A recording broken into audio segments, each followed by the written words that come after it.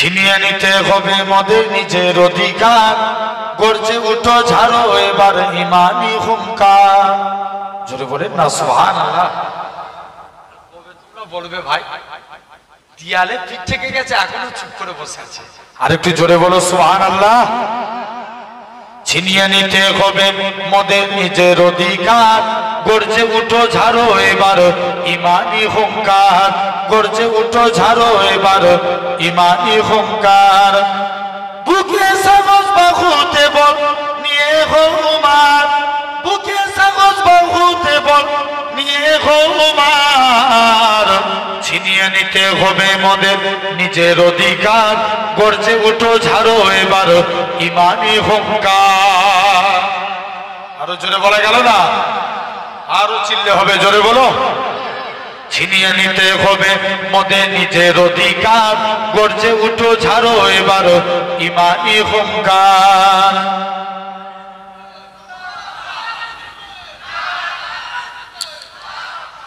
জাগিয়ে তোলো বিপ্লবী মন ছেড়ে জড়তা, গুটিয়ে যাবে অপরাধী মরা হলে একতা। ঠিক কি না? জাগিয়ে তোলো বিপ্লবী মন ছেড়ে জড়তা, গুটিয়ে যাবে অপরাধী মরা হলে একতা। বজ্র কণ্ঠে আওয়াজ তুলো ভাঙো তাদের হার, বজ্র কণ্ঠে আওয়াজ তুলো ভাঙো তাদের হার। ছিনিয়ে নিতে হবে মদের নিজের অধিকার, গর্জে উঠো ঝাড়ো এবার ইমানি হুঙ্কার। ছিনিয়ে নিতে হবে মদের নিজের অধিকার, গর্জে উঠো ঝাড়ো এবার ইমানি হুঙ্কার। তালাক তুলো ভেঙে ফেলো মাদ্রাসা মসজিদ, অবিচারের বন্যা বইয়ে দিলি চারিদিন। মাদ্রাসার মসজিদ মদের ইমানি অলংকার, মাদ্রাসার মসজিদ মদের ইমানি অলংকার। ছিনিয়ে নিতে হবে মদের নিজের অধিকার, গর্জে উঠো ঝাড়ো এবার ইমানি হুঙ্কার, গর্জে উঠো ঝাড়ো এবার ইমানি হুঙ্কার। জায়গা দখল নিতে তোমরা বাড়াও কেন হাত, ওয়াকা বলো মদের পূর্বপুরুষের সম্পদ। বাগের থাবায় পড়লে তোরা হবি ছারকার, বাগের থাবায় পড়লি তোরা হবি ছারকার। ছিনিয়ে নিতে হবে মদের নিজের অধিকার, গর্জে উঠো ঝাড়ো এবার ইমানি হুঙ্কার, গর্জে উঠো ঝাড়ো এবার ইমানি হুঙ্কার। আল্লাহ সমাজে ধরেন দেখবেন এখন 99% নেতারা চোর। ভুল বলছি আমি? 99% নেতারা এরা চোর। যদি চোর না হতো তাহলে মুসলমানের ওয়াকফ সম্পত্তি দখল করতো? আরে কথা বলে না কেন? আরে জোর করে বলো। তাহলে নিশ্চয়ই এরা চুরি করবে, তাই নিজেদের দখলে আনতে চাইছে। না খবর নিয়ে দেখো না, মুকেশ আম্বানি যে বাড়িটা করেছে তাকে বলা হয় এশিয়া মহাদেশের 5 জনের কোটিপতির একজন, সেটা আমার ওয়াকফের সম্পত্তি। ইডেন গার্ডেন হয়েছে ওয়াকফের সম্পত্তি, এয়ারপোর্ট ওয়াকফের সম্পত্তি। তাম ভারতবর্ষের জমিনে 9,63,000 একর জমি ওয়াকফের সম্পত্তি। কত বললাম? 9,63,000। দেখবেন সব প্ল্যান মাফিক চলে। ক্ষমতা যার হাতে, সে যেটা মনে করে সেটাই করে দেয়। বলেন কিছুদিন পূর্বে মনে করেছিল 3 তালাক তুলে দেবো, কেন্দ্রীয় ভাবে 3 তালাক তুলে দিয়েছে, কিন্তু মুসলমানের মন থেকে 3 তালাক তুলেছে? কথা বলেন কেন? জোর করে বলো, তুলতে পেরেছে? পারে না। মনে করেন বাবরি মসজিদকে শহীদ করে দিয়েছে, আল্লাহর দিকে চেয়ে বলুন বড় বামুনিয়ার মানুষ আজও একটা ইমানদারের মন থেকে বাবরিকে ভোলাতে পেরেছে? কথা বলেন কেন? ভোলাতে পারে না। এরা চেষ্টা করলে অনেক কিছু, ক্ষমতা যার, কথা বলেন কেন? ক্ষমতা যার সে সব কিছু করতে পারে, চেষ্টা করলে অনেক কিছু এরা করে ফেলতে পারে। এই তো যেদিন থেকে পার্লামেন্টে বিল পাস হলো উত্তরখণ্ডে 136টা মাদ্রাসা বন্ধ করে দিয়েছে। কিছু করতে পেরেছেন? তাহলে বুলডোজার দিয়ে একটা কবরস্থান ভেঙে দিয়েছে। সব শুনছি, আমাদের যতটুকু কর্তব্য। কিন্তু কি বলেন তো, আমাদের আন্দোলন 1 সপ্তাহ আন্দোলন, বড় আফসোসের বিষয়। মনে করেন আজ থেকে 1 সপ্তাহ আগে তাম এলাকায় এলাকায় আন্দোলন হচ্ছে, কিন্তু আজকে অনেকটা স্থগিত হয়ে গেছে। কথা বলেন, ভুল বলছি আমি? আরে জোর করে বলবে তো, ভুল বললাম? আন্দোলন কমেছে না বেড়েছে? কমে গেছে না? আরে কথা বলে না। 1 সপ্তাহ আগে যে হারে আন্দোলন বেড়েছিল তার তুলনায় আন্দোলন কমেছে না বেড়েছে? কমে গেছে। তাহলে এই নপুর শর্মা কাণ্ডে আপনাদের এই এলাকাতে এসেছিলাম, 5টা গ্রাম মিলে, বড় বামুনিয়া, ছোট বামুনিয়া, বুজরুক দিঘা, এমন করে 5টা, আরো রাজীবপুর না কি বলে, এরকম ভাবে সব মিলিয়ে 5টা গ্রাম মিলিয়ে একটা নপুর শর্মা কাণ্ডের প্রতিবাদ সভা করেছিল।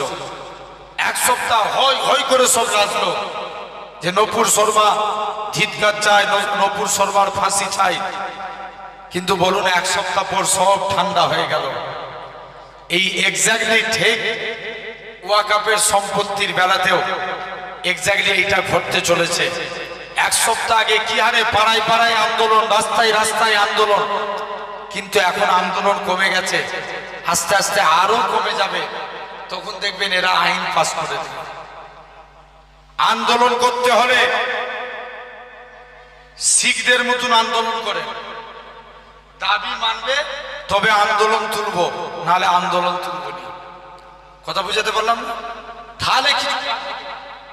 হ্যাঁ না না, কথা বলে না কেন? শিখেরা মাত্র 2%। কেন্দ্রে একটা বিল পাস করেছিল, কৃষক বিল। এমন আন্দোলন করেছে, কৃষক বিল তুলতে বাধ্য হয়েছিল। যদি আমাদেরও আন্দোলন সেরকম হয়, আমার বিশ্বাস ওয়াকাফ বিল প্রত্যাহার হবে। জোরে বলে। নালে আপনি কি ভাবছেন ভাই, কর্তাদের হাতে, বিচারপতি তাদের হাতে, প্রশাসন তাদের হাতে, সর্বক্ষমতা তাদের হাতে, তারা যেটা মনে করবে সেটাই করে দেবে। আরে কথা বলে না? হ্যাঁ না না, খবরদার। দেখবেন তাহলে সমাজে, আমার আলোচনা কিন্তু এদিকে নয়, সমাজের 99% নেতা এরা চোর। সব এরা দেখবেন নেতা হওয়ার আগে ছিল ভিখারি, আর নেতা হওয়ার পরে এক একজন সব বুলেরো, সব বাড়ি দেখবেন 3 তালা করে বাড়ি করে ফেলেছে। হ্যাঁ না না, কথা বলে না কেন? জোর করে বলো, বাস্তব হক কথা তোমাকে বলা লাগবে। নবী বলছেন 3 শ্রেণীর ব্যক্তি জান্নাতি। আচ্ছা বলেন তো বাপ, আমার সমাজে কি বিচার ঠিক হয়? জোর করে বলো, এখন বিচার ঠিক হয়? বিচার ঠিক হয় না। টাকা যেদিকে, বিচার সেদিকে। হযরতে ওমর একটা ইহুদির কায়দে একটা ঘোড়া কিনেছেন। ঘোড়া কিছু দূর টাকা দিয়ে দিয়েছে, ইহুদির কায়দে ঘোড়া কিনে নিয়ে চলে এসছে। হযরতে ওমর বলছে, ইহুদি তুমি আমার ঘোড়া ফেরত দিয়ে দাও। ইহুদি বলছে, ওমর তোমার ঘোড়া আমি ফেরত দেবো না, এই মানা যাবে না, তুমি আমাকে টাকা রিটার্ন করো, তোমার ঘোড়া দিয়ে দাও। ইহুদি বলছে, আমি টাকা দিয়ে দিয়েছি, তাই টাকা আমার দিয়ে দিয়েছি মানে, আর ঘোড়া তোমার। ওমর বলছে, চলো তোমার বিচার হবে। রাজ দরবারে ওমরের বিচার শুরু হয়ে গেল। কার? হযরতে ওমরের বিচার স্টার্ট। এমন সময়তে দেখতে পাওয়া যায় ওমরের বিচার শুরু হয়ে গেল। কে বিচার করবে? কাজী সুরাই। কাজী সুরাই বলে, ওমর আজকে যদি বিচার হয়, বিচারের রায় আপনার বিপক্ষে যাবে। হযরতে ওমরের বিপক্ষে বিচারের রায় দিয়ে দিলেন। খেলাফতকালে যে ওমর বলছে, কাজী সুরাই আমার বিরুদ্ধে রায় দিয়েছে, যাই, নিশ্চয়ই হক মানুষ, তাই ন্যায় বিচার করেছে, আমি ওমর এর প্রমোশন বাড়িয়ে দিলাম। জোরে বলে, একটু জোর করে বলো। কে? আর আমার সমাজে যদি হক কথা বলে, দেখবেন আপনাকে জেলবন্দি। ভুল বলছি? দেখবেন কিছু কিছু দাঙ্গাবাজ মানুষ আছে সমাজে বেরিয়েছে এখন, উল্টো পাল্টা করে কথা বলছে, আপনারা নেটে দেখছেন না? আমি নাম বলতে বললে নাম বলে দেবো, মেদিনীপুরের শুভেন্দু অধিকারী সমাজে দাঙ্গামূলক কথা বলছে না? আরে জোর করে বলো না, আছে না? নাই? আরে হ্যাঁ না না বলবে তো, বলছে না? জেনে রেখে দেন ভাইরা, আব্বারা, তরুণেরা, খবরদার। আমরা চাই আমাদের কিন্তু কোনো হিন্দু ভাইদের উপরে দুঃখ নয়, তাদের বিরুদ্ধে আন্দোলন নয়, হিন্দু মুসলমান ভাই ভাই, কিন্তু সময়টার একদল নেতা 12টা বাজিয়ে দিচ্ছে। হযরত ওমরের কাছে আল্লাহ নবীর একজন সাহাবী ছিলেন, যেনার নাম আবু সাঈদ। ওমরের কাছে এসে বলছে, ওমর আজকের দিনে তোমার বিপক্ষে 3টে নালিশ দেবো। ওমর বলছে বলো। বলছে তোমার এলাকার মানুষেরা তোমার বিরুদ্ধে নালিশ জানিয়েছে। নাম্বার 1, তুমি নাকি রাজদরবারে আসতে লেট করো। 2 নাম্বার, তুমি সপ্তাহে একটা দিন করে কামাই করো। 3 নাম্বার, সন্ধ্যার পর তুমি কারুর বিচার করো না। নবী সাহাবী আবু সাঈদ বলছে, ওমর আমি জানা অবস্থায় কোনো অন্যায় করিনি, যদি অজান্তে হয়ে যায় আল্লাহ মাফ করেন। মুসলমান করে ছেলে মেয়েরা, তরুণেরা, হে নবী প্রেমিকেরা,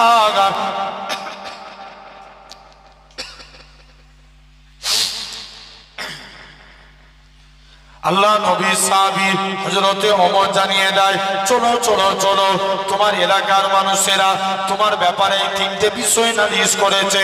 হযরতে আবু সাঈদ বলে, ভাই ওমর শুনে রেখে দেন, আমি এরকম ভাবে সপ্তাহে প্রতিদিন কেন লেট করে যায়, কেননা আমার বাড়িতে আমার স্ত্রী একা মানুষ, আমার স্ত্রী একা কাজ করবে, মাঝে মাঝে আমি আমার স্ত্রীর কাজে সহায়তা করি, যাতে করে আমার স্ত্রীর কাজেতে উপকার হয়, এই জন্য আমার রাজদরবারে আসতে লেট হয়ে যায়।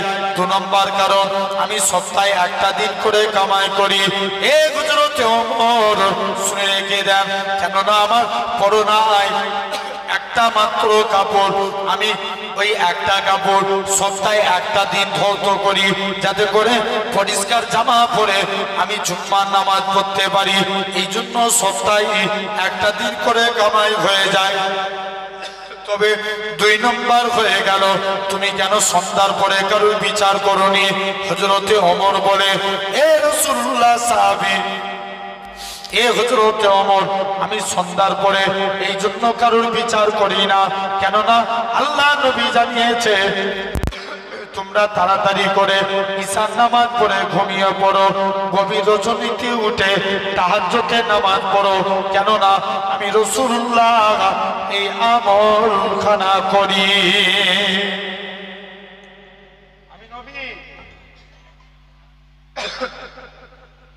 আমি নবী এই আমলটা করি।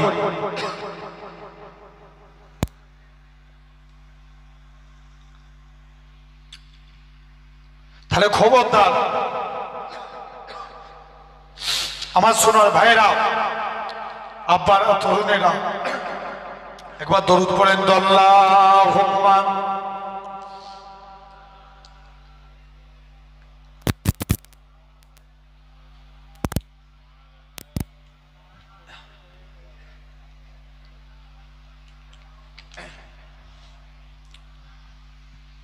এটা হলো 1 নম্বর কারণ। 2 নম্বর, নবী বলছেন অধিক সন্তান প্রসবকারিনী মা বাপ। আচ্ছা বলেন, এখন সন্তানের হার বেড়েছে না কমেছে? বেড়েছে। সন্তানের হার বেড়েছে, কমে গেছে? আচ্ছা আগেকার যুগের মা বাপের কটা করে, দাদুদের কটা করে সন্তান হতো? 10টা 12টা হতো না? আরে কথা বলেন।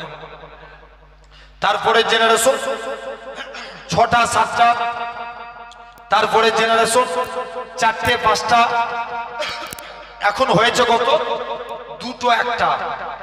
তাহলে বেড়েছে না কমে গেছে? আর নবী বলছে যে আমার উম্মতের সংখ্যা যত বাড়াবে কিয়ামতের দিন আমি নবী তার জন্য আল্লাহর কাছে গর্ব প্রকাশ করব, কারণ সমস্ত নবীর থেকে আমি নবী, আমার উম্মতের সংখ্যা সবার থেকে বেশি। জোরে বলো। এটা হলো 2 নম্বর। 3 নাম্বার, ফি সাবিলিল্লাহ, যারা আল্লাহর রাস্তায় জিহাদ করে শহীদ হয়। কার রাস্তায়? আল্লাহর রাস্তায় জিহাদ করে শহীদ হয়। নবীর একজন সাহাবী ছিলেন, যার 2টা চোখই ছিল অন্ধ, কানা মানুষ। তো নবীর কাছে গেছে, যে বলছে হুজুর আমি একটু যুদ্ধের ময়দানে যেতে চাই, আপনি আমায় অনুমতি দেন, আমি যেন যুদ্ধ করতে পারি। আল্লাহ নবী বলছে, বাবা তুমি কানা মানুষ, তোমায় জিহাদের ময়দানে যাওয়া লাগবে না, তুমি বাড়ি চলে যাও। আচ্ছা, কানা মানুষ কি যুদ্ধ করতে পারবে? পারবে না, শরিয়াতে জায়েজ নয়, বাড়ি চলে যাও। সাহাবী বাড়ি চলে আসলেন, কিন্তু মন মানে না। মন মানে, কথা বলে না, মন মানে না। আসেন, এই মন সম্পর্কে আলোচনা করবে একটু পরে।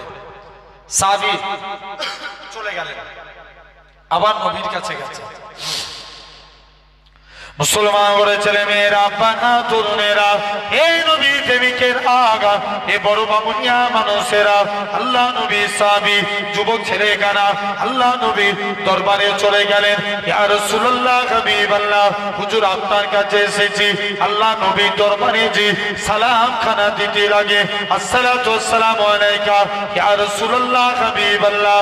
ও যুবকেরা, আল্লাহ নবী সালামের উত্তর খানা দিলেন। ও আমার সাহাবীরা, ও বাবা আব্দুল্লাহ ইবনে উম্মে মাকতুম, তুমি কেন সালাম দাও বলো।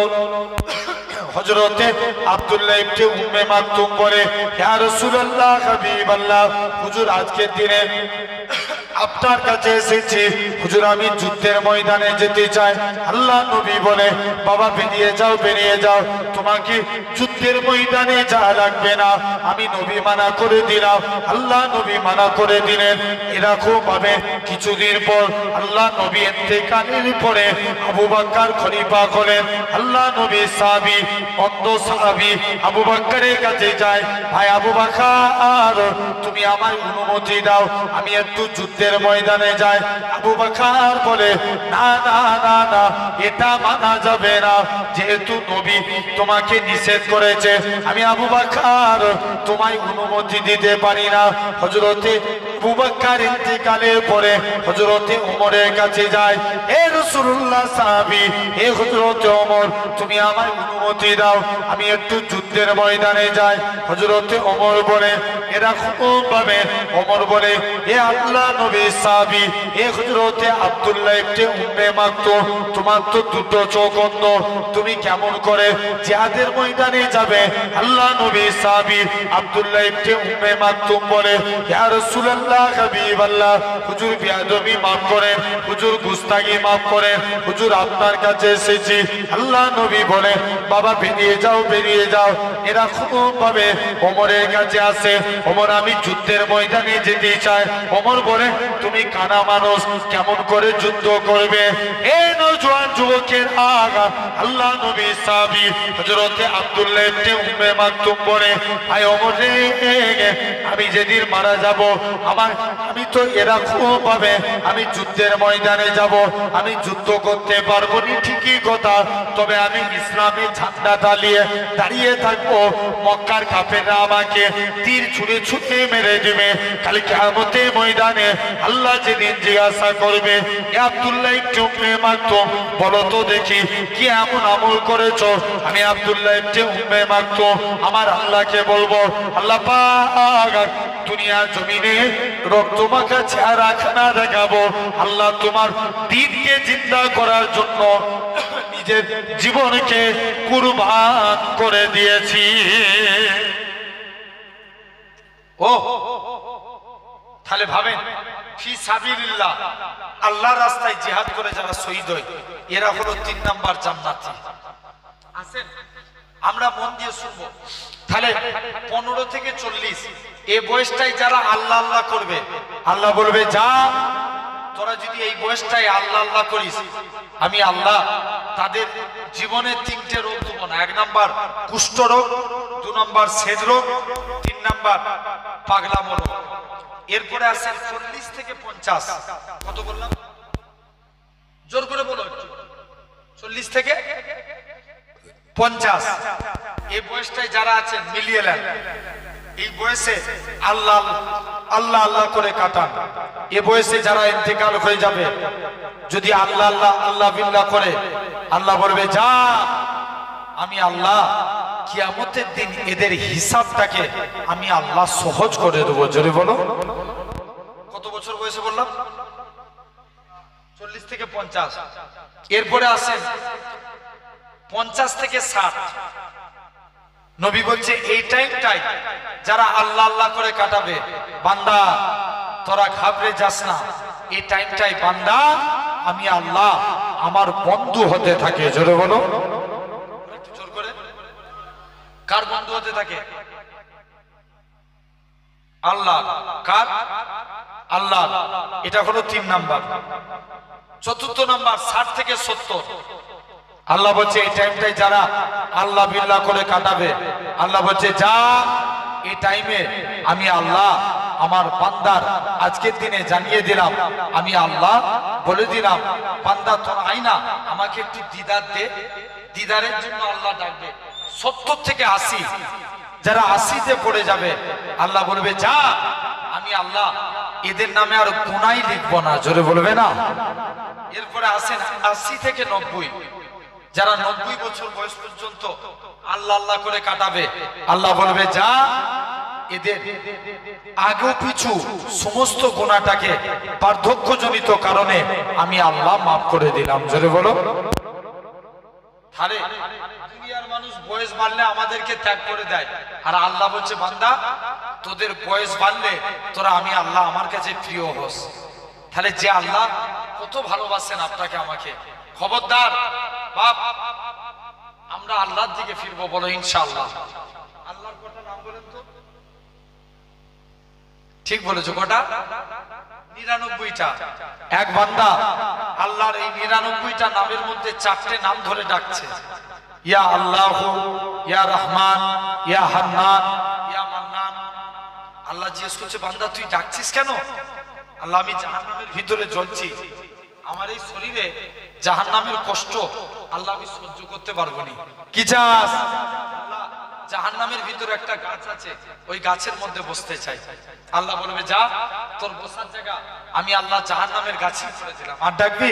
আল্লাহ জাহান্নামের গেটে বসতে চাই, যা, তাই করে দিলাম। আর ডাকবি? আল্লাহ জান্নাত জাহান্নামের মাঝখানে যেতে চাই, যা, তাই করে দিলাম। আর ডাকবি? আল্লাহ জান্নাতের গেটে বসতে চাই। জোরে বলো। বান্দা কোন দিকে এগোচ্ছে?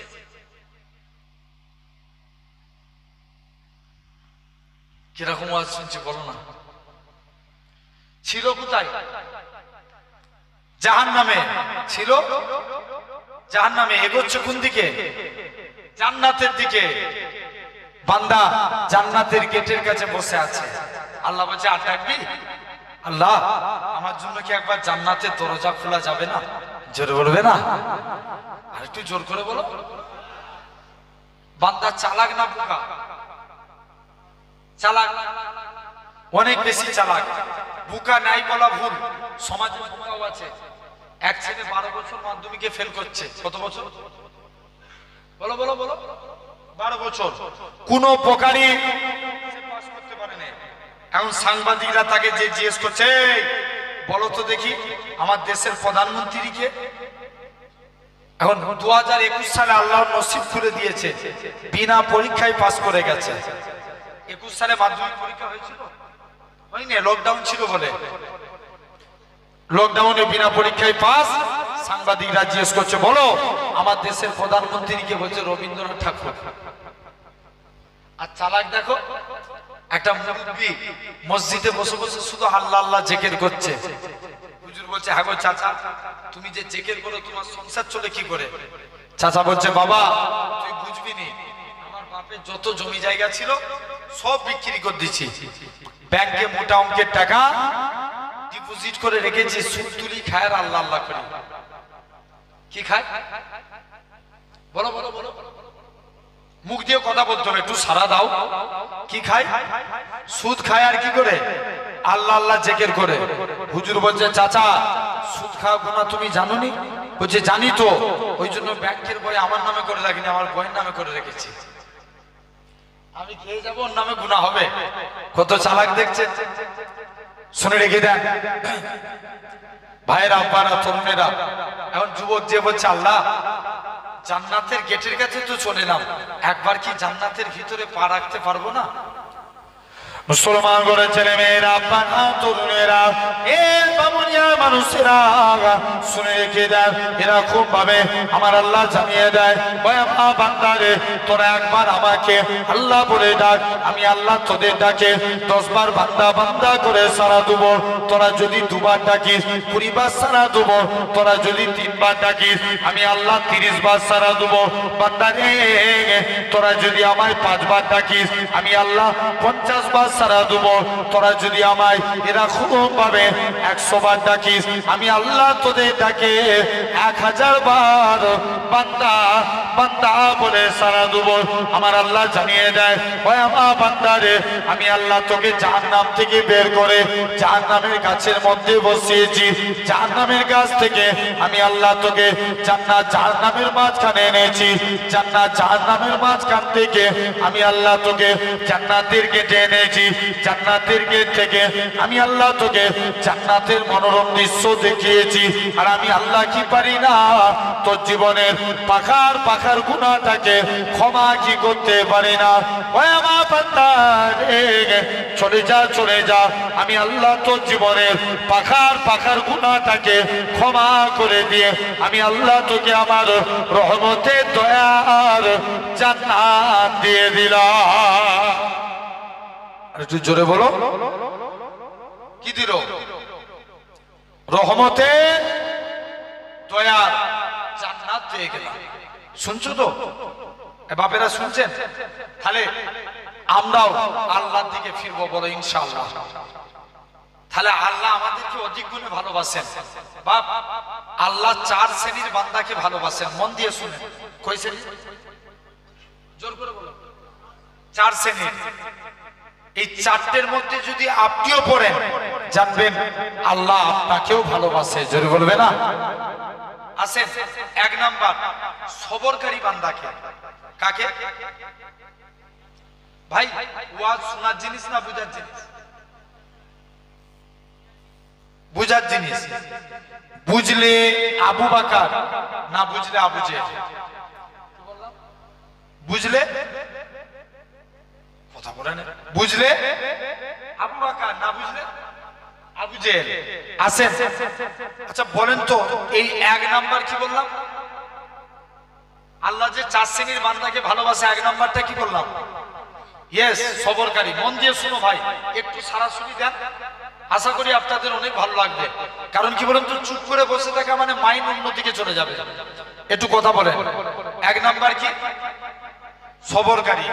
আচ্ছা বলেন তো বাপ, আমাদের কাছে সবর আগে না নামাজ আগে?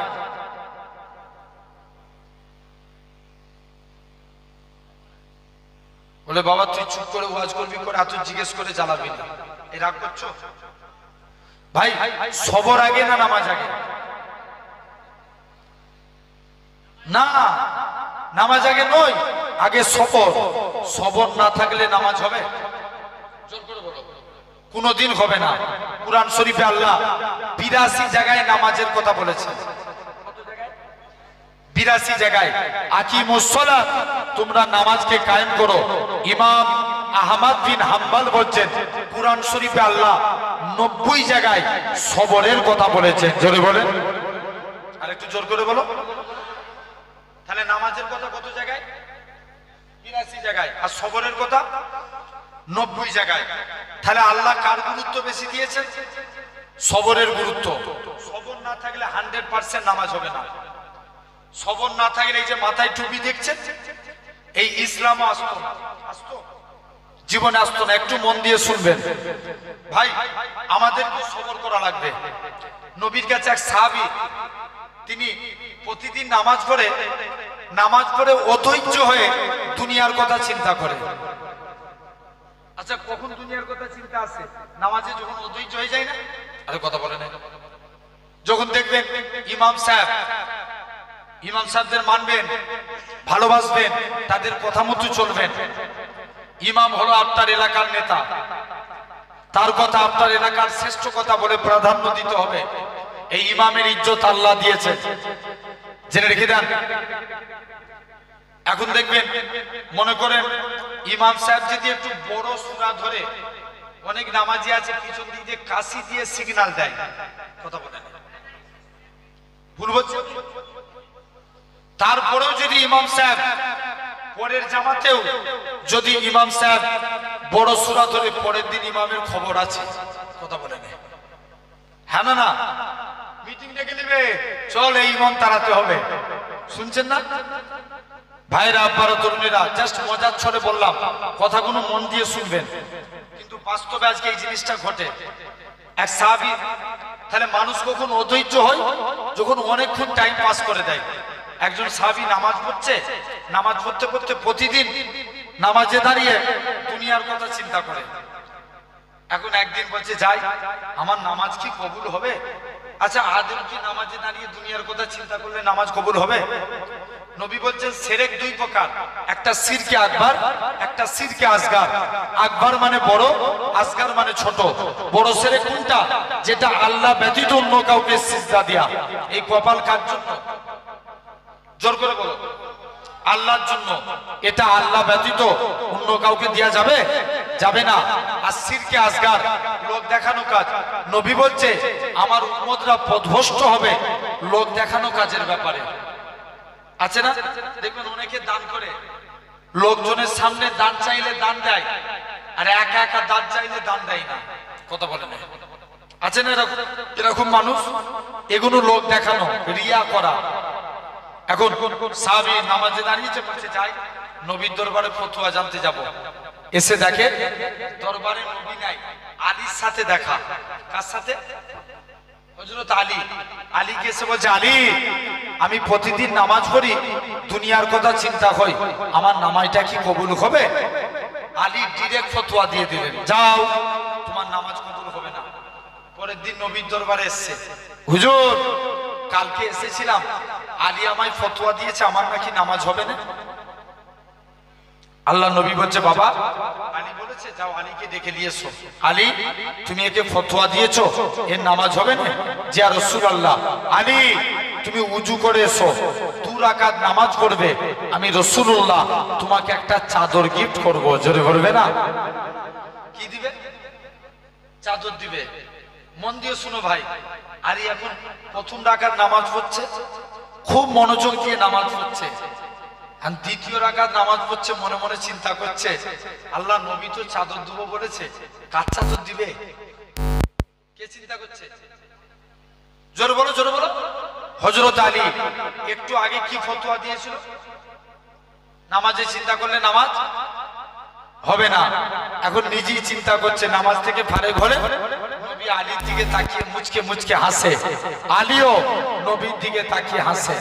আল্লাহ নবী বলছে, আলী, কি ব্যাপার, তুমি হাসো কেন? হুজুর, আপনি যে হাসেন, আমি আলীও সেই কারণে হাসি। বাবা আলী, তুমি তো আমার কাছের সাহাবী, তোমার যদি নামাজে ভুল হতে পারে, এ তো অনেক দূরে, এর ভুল হওয়া তো স্বাভাবিক। খবরদার আলী, তুমি কাউকে মনে কষ্ট এইভাবে ডাইরেক্ট ফতোয়া দিও না। তা বলে ভুল বুঝবেন না যে আলী হুজুর নামাজে অমনোযোগী ছিল, আস্তাগফিরুল্লাহ, আমি এটা বুঝাতে চাই না। কোন আলী? কোন এক টাইমে আলীর পায়ে তীর লেগে গেছে। তীর ঢুকে যাওয়া সহজ, পার করা অনেক কঠিন। আলীর পা থেকে তীর বার করতে যাই, শরীরের চামড়া, গোশত সব বেরিয়ে যায়। সাহাবীরা নবীর দরবারে চলে গেলেন। মুসলমান ঘরের ছেলে মেয়েরা, আব্বারা, তরুণেরা, হে নবী প্রেমিকের আগা, আল্লাহ নবী সাহাবীরা আল্লাহ নবীর হুজরা মুবারকে চলে গেলেন। ইয়া রাসূলুল্লাহ, হাবিবাল্লাহ, হযরত আলীর পায়ে তীর লেগে গেছে, হুজুর তীরটাকে বার করতে পারি না। আল্লাহ নবী বলে, ও আমার সাহাবীরা, চলে যাও, চলে যাও। আমার আলী যখন নামাজে দাঁড়াবে, অমন অবস্থায় আমার আলীর পা থেকে তীরখানা বার করে নেবে। হযরত আলী নামাজে দাঁড়িয়ে গেলেন। আল্লাহ নবী সাহাবীরা হযরত আলীর পা থেকে তীরখানা বার করে নিলেন। হযরতে আলী নামাজ থেকে ফারেক হয়ে বলে, হে রাসূলুল্লাহ সাহাবীরা, আমি আলী, আমার পায়ে তীরখানা গুতায় গেল। হযরতে আলী বলে, আল্লাহ নবী। সাহাবীরা বলে, হে রাসূলুল্লাহ জামাতা, হে হযরতে আলী, যখন তুমি নামাজ পড়ছিলে অমন অবস্থায় আমরা তীরখানা বার করে নিয়েছি। হযরতে আলী বলে, আল্লাহর কসম, আমি আলী যখন নামাজ পড়ছিলাম কখন তোমরা আমার পা থেকে তীর বার করেছো, আমি হযরতে আলী এতটুকু টের পাই না। তাহলে নামাজের প্রতি মহব্বত ছিল না? ছিল? জোর করে বলো, ছিল না? এমনি টাইমে তীর বার করতে দেয় না, আর নামাজ পড়ছে কখন তীর বার করেছে আমি আলী একটু জানতেই পারিনি। জোরে বলবে না? ও, একে বলা হয় নামাজের প্রতি টান, সবর করা নামাজের প্রতি। আসেন ভাই, নবীর মধ্যে সবর ছিল না? ছিল না? ছিল না? নবীর মধ্যে যদি সবর না থাকতো আমরা ইসলাম পেতাম? জোর করে বলো না, কোনদিন পেতাম না। নবীর মধ্যে সবর ছিল, আল্লাহ ইসলামে বরকত দিয়ে দিয়েছে। জোরে বলেন। সর্বপ্রথম নবী, মন দিয়ে শুনবেন, এখান থেকে আপনাদের জিজ্ঞাসা করব, নবী মক্কার মানুষদের কাছে গেলেন, এই মক্কার মানুষেরা, তোমরা আমাকে নবী বলে মেনে নাও, আমার আল্লাহকে আল্লাহ বলে মেনে নাও। কেউ মোট কথা নবীর কথা শুনে না। নবীর মনটা বড় খারাপ। আল্লাহ উপায় কি আছে? উপায়খানা কি আছে? কেউ নবীর কথা শুনে না। মুসলমান ঘরের ছেলে মেয়েরা, তরুণেরা, এ বড় বামুনিয়া মানুষের আমার নবী মন খারাপ করে দাঁড়িয়ে আছে। বলো তো দেখি, নবী মন খারাপ করবে, আমার আল্লাহ কি সহ্য করে থাকবে? জোর করে বলো না।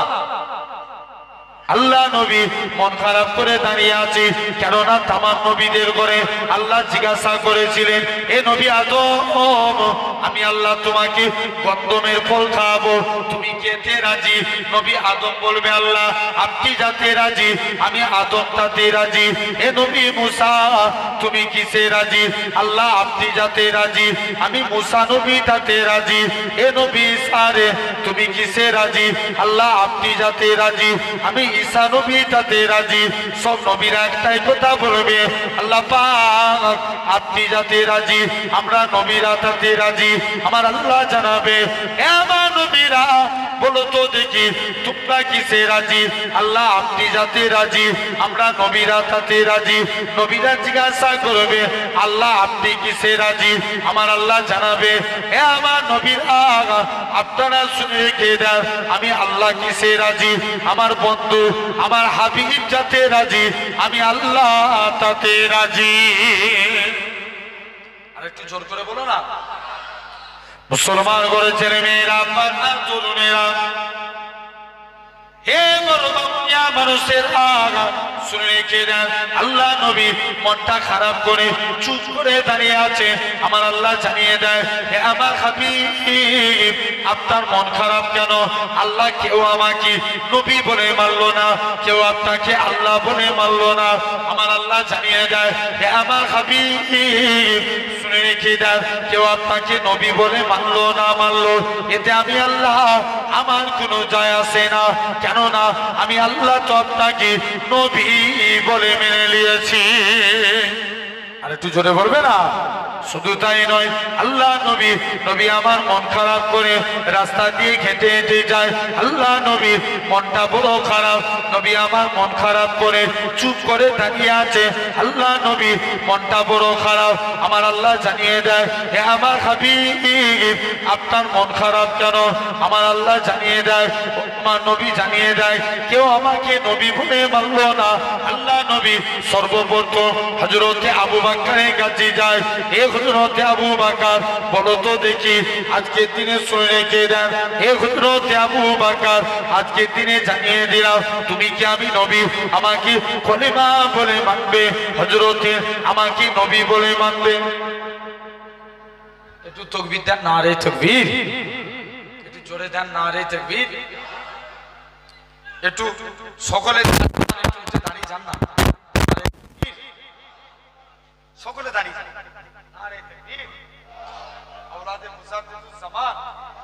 औलादे मुजाद्दिदुজ্জামান আলহামদুলিল্লাহ আমার সবথেকে প্রিয় ভাইজান আলহামদুলিল্লাহ একজন মনের মানুষ এবং জি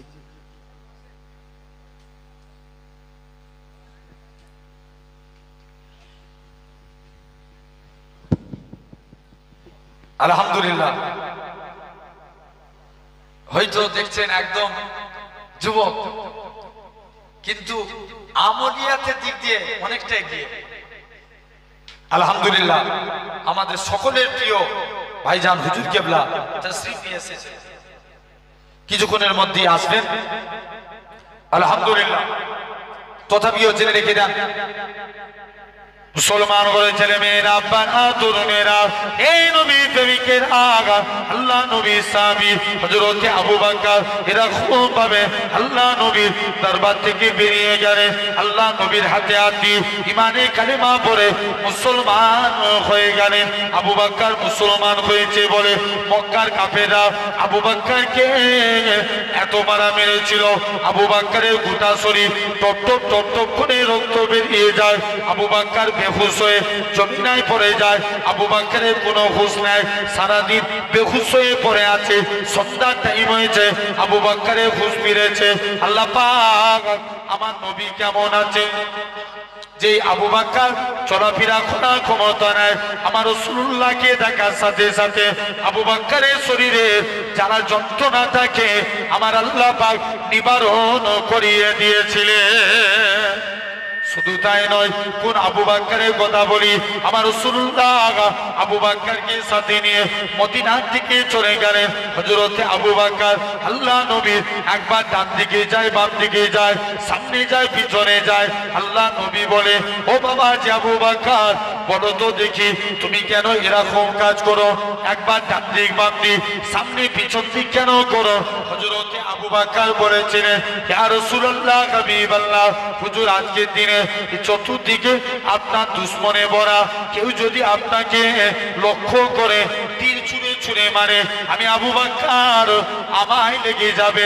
হুজুর আমি মারা যাব এতে কোনো যায় আসে না আমি আবু বকর আমার গোটা শরীরটাকে আপনার ঢাল বানাবার জন্য ও যুবকেরা আবু বকরের কথা বলি আমার রাসূলুল্লাহ হযরত এরকম ভাবে আল্লাহ নবী সাহাবী হযরত আবু বকর সিদ্দিক আল্লাহ নবী এরকম ভাবে কোন আবু বকরের কথা বলি আল্লাহ নবী একটা পাহাড়ে উঠেছিলেন যে পাহাড়টার নাম জাবলে সুর আল্লাহ নবী সাহাবী আবু বকর মনে মনে করে আল্লাহ পাক এই পাহাড়ে আমার নবী উঠবে আমার নবীর কত কষ্ট হবে আমি আবু বকর এটা মানতে পারি না আমার রাসূলুল্লাহ আবু বকরকে সাথে নিয়ে এরা খুব ভাবে আবু বকর আমার রাসূলুল্লাহকে সাথে করে নিয়ে পাহাড়ের উপরে উঠে গেলেন সেই আবু বকরের কথা বলি আল্লাহ নবী মদিনায় চলে গেলেন মদিনা থেকে নবী আমার মদিনা থেকে 1400 সাহাবী নিয়ে আল্লাহর কাবার দিকে চলে গেলেন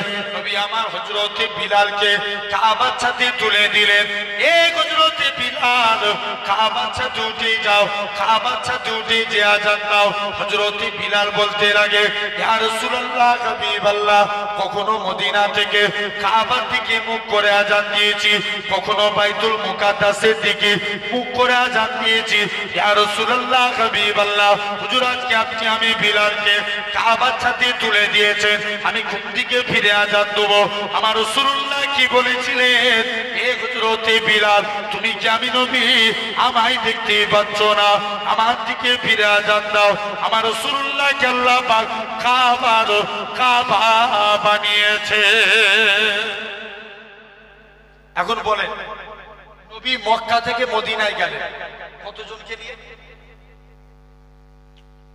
বলো বলো না মক্কা থেকে মদিনায় গেলেন সির্ফ একজন নাম কি জোর করে বলো আবু বকরকে সাথে নিয়ে গেলেন না নবী মক্কা থেকে মদিনায় হিজরত করেছিলেন কাকে সাথে নিয়ে আবু বকরকে নবী মদিনা থেকে মক্কায় ফিরছেন 1400 সাহাবী নিয়ে 1400 নিয়ে গেলেন একজন আনলেন কথা বলেন মদিনায় যে নবী সবর করলেন আল্লাহ ইসলামে বরকত দিলেন। জোরে বলেন।